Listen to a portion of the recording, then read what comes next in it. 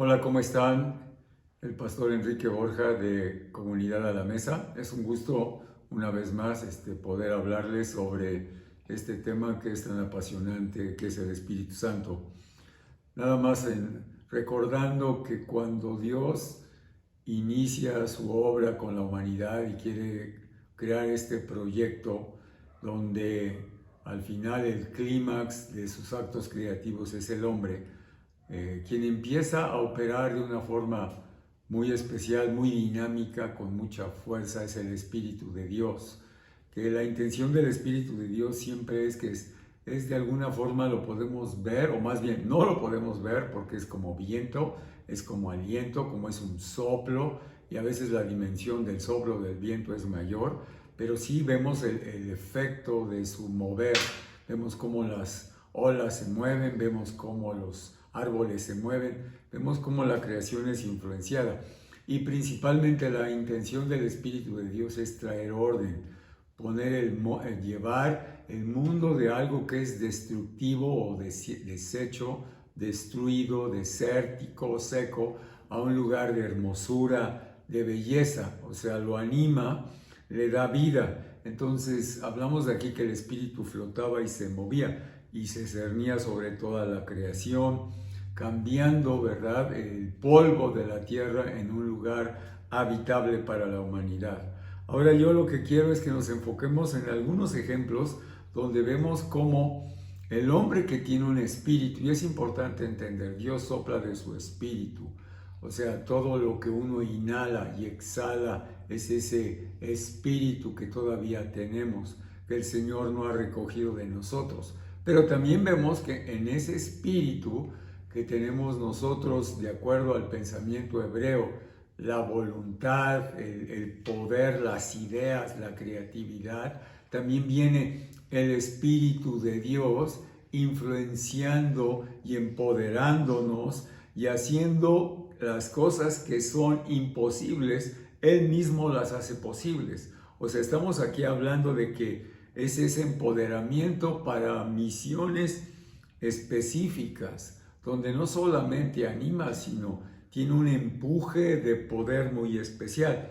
Y uno de los ejemplos que yo quisiera que viéramos y que contempláramos en esta meditación es, ¿quién dice la Biblia, de acuerdo al texto hebreo en Génesis, que es la primera persona llena del Espíritu en la Biblia? Y si uno lee el relato bíblico, la primera persona es José. Aquí les quiero leer una porción en el libro de Génesis 41, del 37 al 45, y es el momento donde ya Faraón ha soñado, ya entiende este sueño de las vacas, ya tiene este sueño donde tiene una revelación de parte de Dios, pero no entiende su significado, no entiende qué es el mensaje que está recibiendo y que él entiende viene de Dios. Faraón tiene esta percepción que hay algo que tiene que ser revelado y que tiene que venir de Dios.